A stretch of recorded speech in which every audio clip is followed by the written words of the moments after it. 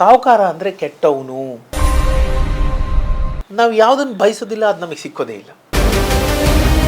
ನಾವು ಲಾಟ್ರಿ ಟಿಕೆಟೇ ತೊಗೊಂಡಿಲ್ಲ ಅಂದರೆ ಲಾಟ್ರಿ ಹೊಡೆಯೋ ಚಾನ್ಸಸ್ ಎಷ್ಟು?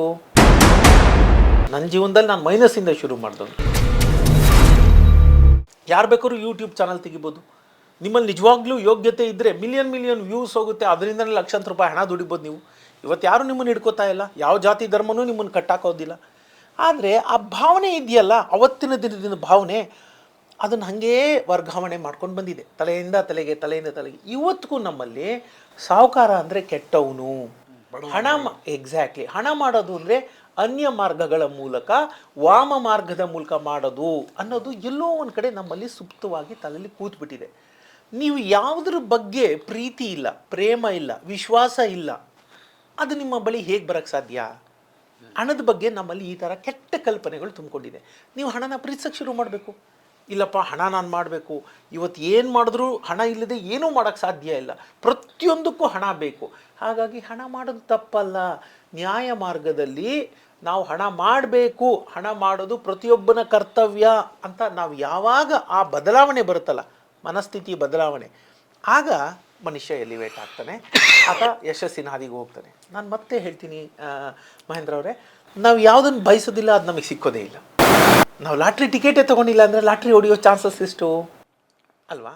ಹಾಗಾಗಿ ಹಣದ ಬಗ್ಗೆ ನಮಗಿರುವಂತಹ ಆ ಪೂರ್ವಾಗ್ರಹಗಳನ್ನು ಬಿಟ್ಟು, ಇಲ್ಲಪ್ಪ ಇದು ಇವತ್ತಿನ ಸಮಾಜಕ್ಕೆ ಗಾಳಿ, ನೀರು, ಬೆಳಕು, ಆಹಾರ ಹೇಗೋ ದುಡ್ಡು ಕೂಡ ಹಾಗೆ ಇನ್ನೊಂದು ಅಂಶ ನನ್ನ ಬದುಕಿಗೆ ಬೇಕು ಅನ್ನುವಂತಹ ಒಂದು ಮನಸ್ಥಿತಿ ನಾವು ಬದಲಾಯಿಸ್ಕೊಂಡ್ರೆ ಅದು ಪ್ರಥಮ ಹಂತ.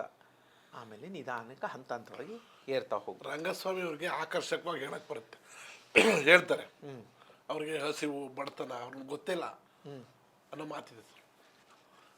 ಅನ್ನೋ ಮಾತು ಯಾರು ಹೇಳ್ತಾರಲ್ಲ ಅವ್ರಿಗೆ ನನ್ನ ಬಗ್ಗೆ ಗೊತ್ತಿಲ್ಲ ಅಷ್ಟೇ. ಹೌದು.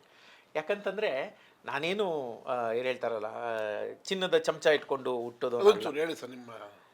ಖಂಡಿತ ನಾನೇನು ಚಿನ್ನದ ಚಮಚ ಇಟ್ಕೊಂಡು ಹುಟ್ಟಿದವನಲ್ಲ. ನನ್ನ ತಂದೆ ತೀರಾ ಸಾಧಾರಣ ಒಂದು ಯಾವುದೋ ಒಂದು ಪ್ರೈವೇಟ್ ಫ್ಯಾಕ್ಟ್ರಿಲಿ ಕೆಲಸ ಮಾಡ್ತಿದ್ದಂಥವ್ರು. ನಿಮಗೆ ಗೊತ್ತಿದೆ, ನನ್ನ ಅಪ್ಪ ಕೊನೆಯ ಸಂಬಳ ನನಗೆ ನೆನಪಿದ್ದಂಗೆ 2000ನೇ ಇಸ್ವಿಲೋ 2001ನೇ ಇಸ್ವಿಲೋ ಆತ ರಿಟೈರ್ಡ್ ಆಗುವಂಥ ಟೈಮಲ್ಲಿ ಆತನ ಕೊನೆಯ ಸಂಬಳ 10,000 ರೂಪಾಯಿ ಇತ್ತು. ಕೊನೆಯ ಸಂಬಳ ಆತಂದಿದ್ದು ಅಂದರೆ ಎಷ್ಟು ಇರ್ಬೋದು ನೋಡಿ. ನನಗೆ ನೆನಪಿದ್ದಂಗೆ ಅವರು 500 ರೂಪಾಯಿಗೋ 600 ರೂಪಾಯಿಗೋ ಶುರು ಮಾಡಿದ್ರು. ಅಂದರೆ ಇರಲಿ, ಅವತ್ತಿಂದ ಅವತ್ತಿಗೆ ನಾನೇನು ಇವತ್ತಿನ 500 ರೂಪಾಯಿಗೆ ಹೋಲಿಕೆ ಮಾಡಿ ಹೇಳ್ತಿಲ್ಲ. ಅಂದರೆ ಬಡತನದ್ದೇ ಬದುಕು ನಮಗೆ, ಹ್ಯಾಂಡ್ ಟು ಮೌತ್ ಅಂತಾರಲ್ಲ, ಎಲ್ಲ ಹಾಗೆ ಇದ್ದಿದ್ದು.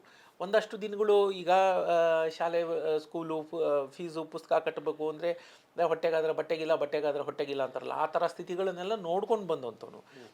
ಜನ ಅನ್ಕೊತಾರೆ ಯಾರು, ಆಮೇಲೆ ಗಾಡ್ ಫಾದರ್ ಇರಬೇಕು, ಯಾರೋ ಬರ್ತಾರೆ ನಮ್ಮ ಕೈ ಹಿಡ್ಕೊಂಡು ಎತ್ಬಿಡ್ತಾರೆ, ನಮಗೆ ಯಾರು ಬರಲ್ಲ ಸರ್.